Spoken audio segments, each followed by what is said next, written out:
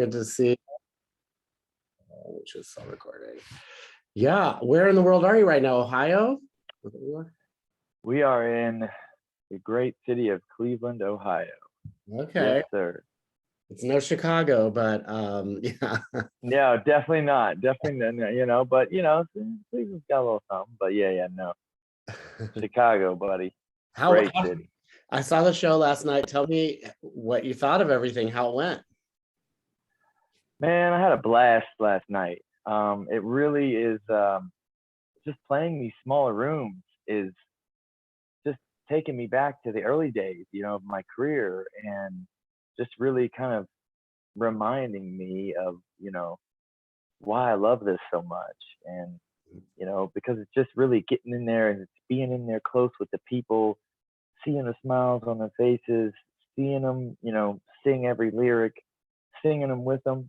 Mm-hmm. And I mean, just seeing the sweat beads run down their face, like that is something you don't really, it's tough to get that when you're a little further removed, and you're playing to 4,000, 5,000, 6,000 people. Mm-hmm. It's just, it's a different thing, Yeah. So I'm having a lot of fun playing in these smaller clubs, and the energy last night was amazing. Chicago crowd, tough to beat. Yeah. What about when people like yell things out and try to talk? They were doing a lot of talking back and forth, like, There was one song where our guitar player, I'm sure you noticed this. Mm-hmm. He was like, he kind of like leaned down to one of the girls in the front, was like, "Hey, can you tell the guy to just kind of, because it was during a really quiet song, and I mean, that can be a little it can be a little annoying, and it feels a little bit like, come on, I try to keep the mood light, though. Obviously, I try to. I don't think I'm one of those artists that, I'm not like a Nina Simone. I don't really call the fans out, which I respect that, and if anybody can do it, it's her for sure, definitely. But yeah, I don't know if that's really totally my vibe, but yeah, it sometimes it is a bit of a bummer when you got people, just chatting through and most of the time it's good. Most of my fans are like really, honestly amazing. And they're hanging on every word, and they're just listening, and they want to sing, and so like it doesn't happen that much, honestly. Yeah. What inspired the disco balls? Who came up with the disco balls? That was my idea. I just, usually we keep them kind of like on the ground, like behind the drum set, and we'll cast, some lights down on them and have like a nice little haze going. So it feels kind of like this, like, just like vibrant light. It's almost like it's a different effect than like a traditional disco ball. Basically, it like you see if you. Last night we kind of used it in a different way. Okay. But like just because there wasn't that much room like behind the drum, so we kind of figured something else out, which I also liked. I thought it was a cool way to utilize it for sure. But it's really just kind of like, hazing it up and shining, have those beams kind of coming from the stage and having the light kind of cast upward as opposed to cast down. Yeah. It's just a different effect, and I really love it. It worked well for that Shiver. It was during the Shiver song, right? Yeah. Yep, exactly. Yeah. Okay. What inspired you to do all the solo work and everything, because the Revivalists are still going strong and everything. What made you want to do this in the first place? Man, yeah, I knew I was going to do a solo project at some point. And I think at a certain point you gotta go, well, no time is ever really going to be like the right time. But I got the band was in a pretty good spot where it kind of needed to take a little bit of a chill pill. We'd been on the road for, hell, 12 years without any real like substantial break at all, so that's a long run. Long run. So and now people are having kids. Our guitar player Zach just had twins, so people got to take some time off. We're going to go here and do a record here soon, so it just seemed like the right time. It just seemed kind of like a natural progression, and and to keep things like, in my mind and artistry fresh, and I needed to kind of get away from it to kind of come back, and have also just have like a new, renewed sense of like appreciation for it. Not that I don't appreciate it, Mhm. but as long as you're doing something, for so long, and kind of like if you feel like you're kind of like, all right, I need to do something here to kind of ruffle these feathers, get a little something, get a little new energy cooking. Mhm. And so now, I'm going out doing these shows, and then I came back and did month and a half, 2 months with the band. It's like the light has, it's like a flip has been switched, Yeah. and having a absolute blast. So yeah, it was just, and it was also like I just needed to place kind of a new, a little bit of a more of a focus on, self-care and the things that I needed for me, in my heart and mind. And this was one of them. Yeah. And then some of the songs work as a solo artist that wouldn't, the Revivalist, it wouldn't be. Yeah. Yeah. So, I mean, some of the songs, I mean, I think some of the songs definitely could have been Revivalist songs, and some of the songs just kind of like just didn't feel right. So it's tough when it's like, because the band, we've really like, we don't really, in the Revivalists, we're not worried about like the genre of the song, that we'll put on an album. We kind of just want to let the song kind of guide the way. And if it wants to be a country song, okay, cool. And then, if we got a song that's almost damn near like, I'm kind of like rapping on it on the same album, well, so be it, So Yeah. I've always kind of been all over the map. And there's a little bit of that going on in this album as well, I think, but I think it's just a part of just who I am, I guess, as an artist and a songwriter. Yeah. I grew up in Nashville, so it reminded me of some honky tonk bars and all of that. Yeah, man. I wrote a lot of the album with my good buddy Chris Galbuta, who's a Nashville writer. Okay. We've written a bunch of songs together. He's a dear friend, Chris Galbuta. Yeah, I remember him. Yeah, he kept looking at me, and I was wondering if he thought he knew me from Nashville or Chicago or what. But yeah, that's cool. Maybe he knew you. Maybe you guys know each other. Yeah, you never know. It's a small world. He's a Chicago guy too, man. He's a Chicago guy. He's from Illinois. He lived in Chicago for a long time. Now he lives in Nashville. So okay, who knows? Yeah. Do you know Mike Berg? I'm not sure. No, I don't think so. Mike Berg. Okay. Yeah. I met you at Lollapalooza years ago for the Mix when they were doing interviews and stuff, and I've done stuff with the Mix for a long time. So yeah, that's when I met you last. It was like a while ago. Got it. Where what was it for? For WTMX, the Mix. Yeah, the Mix. Yeah. So yeah, but I was glad to meet you again, see your show and all that. So absolutely. Thanks for coming out, dude. Of course. The Place is a really interesting track, right? It's about mental health, and that's kind of, you mentioned that it is the whole reason that you want to do music and stuff, and mental health and everything. So you talk a bit about that a little more? Absolutely. Music has this really interesting ability to completely change someone's mood, I think. I mean, it definitely it can do that to me. Like I will say though, the thing about music with me is that, like, and tell me if you're similar.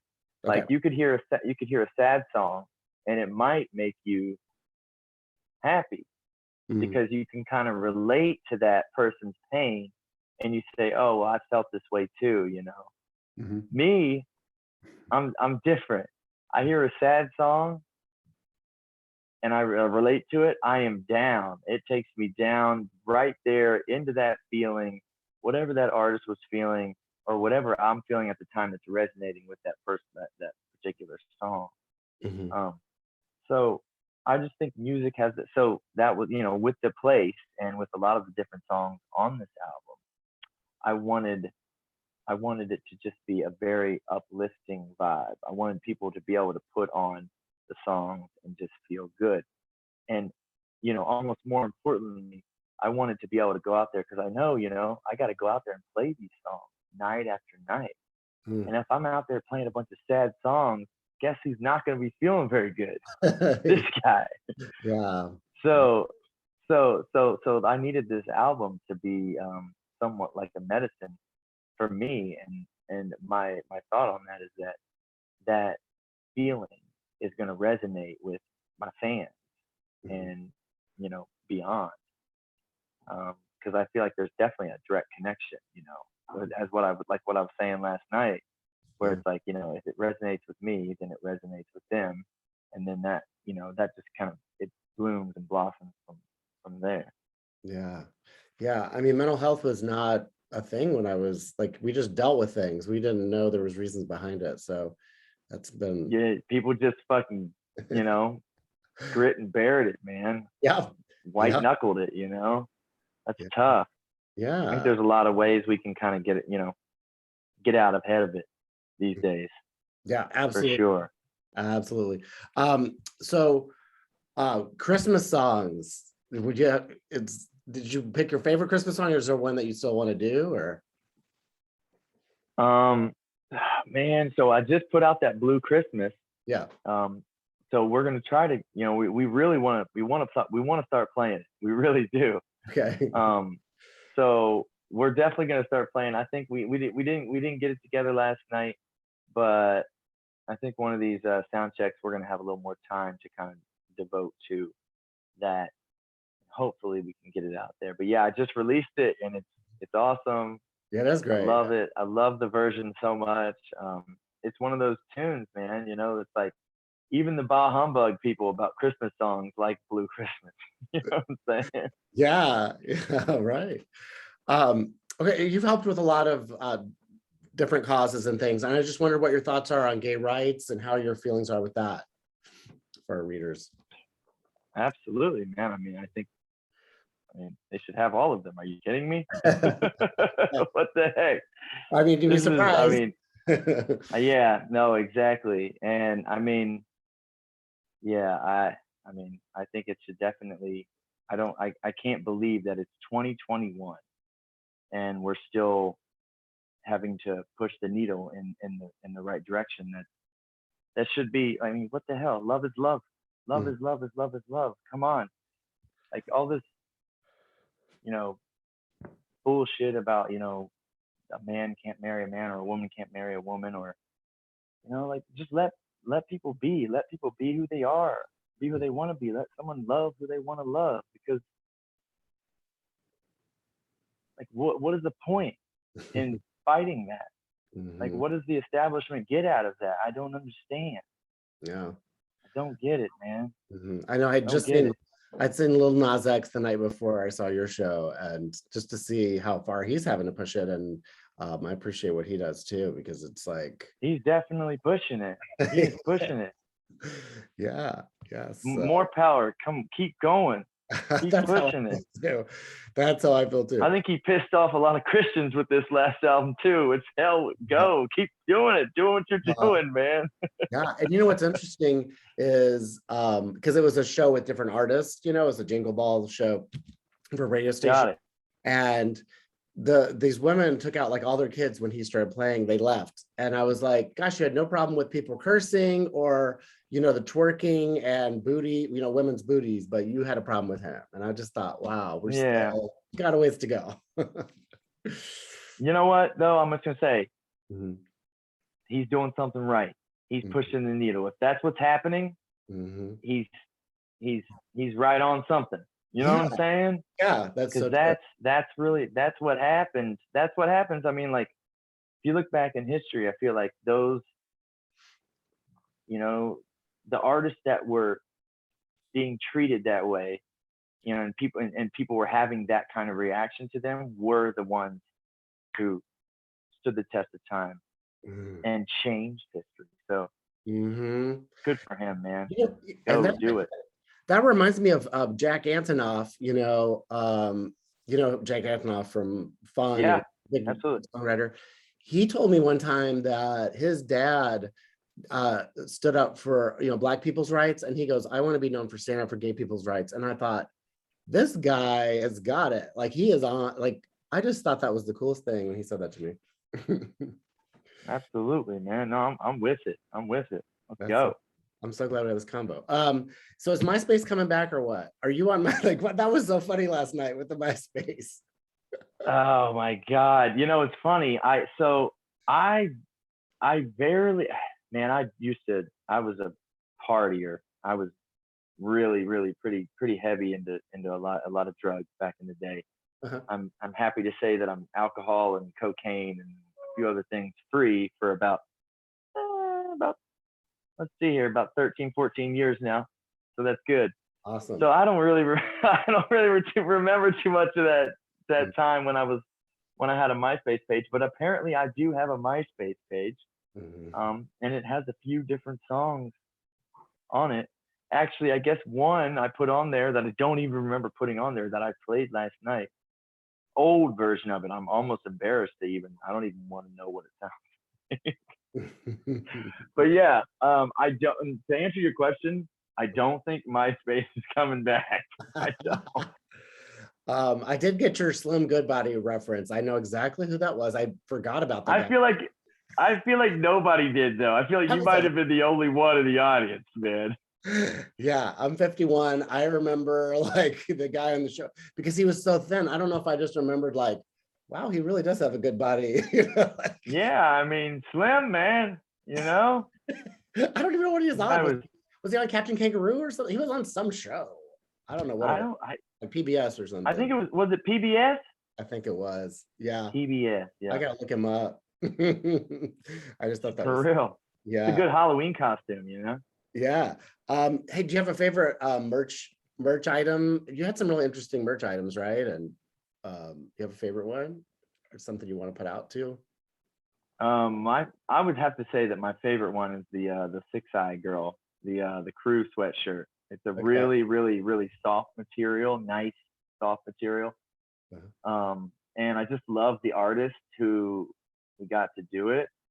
The Real Theory, man, he's really, really amazing. You should check out some of his stuff. Definitely. On Instagram is great. Really, really, really great. Cool. So you guys are coming back to Chicago April 8th, right? With Revivalists. This is going to be new music. Tell me about what's the plans so far. That's possible. It's very possible. I know we're going to record here in January, February, and March. So we might have a new song or two for y'all. I can't say for sure. I don't want to, but definitely possible. Okay. I know we're going to be in the studio recording stuff. Awesome. Yeah. Well, Aragon will be a big. So that was a really good opportunity for people to see you in a small venue, and now Aragon will be back on huge. Oh yeah. Here we go. Go. Do you ever get tired of touring, or do you have? And you have a new fiance? I'm sure you like. It's tough, right? I had to really just like kind of reevaluate how I wanted to tour. That was really the thing, because it was starting to take a toll big time on my physical health, my mental health, and I mean just my ears. I was getting tinnitus, really bad, and so I kind of now I got a pretty good program together, and I get like we don't do too many shows in a row. We have days off, hotel rooms, this and that. We're in 2 buses and a semi, and so the things are we're kind of more. Everything is it's a little more comfortable and livable these days for sure. All right, cool. Yeah. Awesome. But touring, they'll put you out there. They'll just put you to work. They'll just run you up and down every coast, east, west, north, south. Heck, they'll have it you zig-zagging across the country. You got to watch out. Yeah, well, that's cool. Well, I look forward to seeing you play again. It has been so great to talk to you, and I look forward to seeing more of your work, in 2022. Appreciate it, man, and thanks for taking the time today.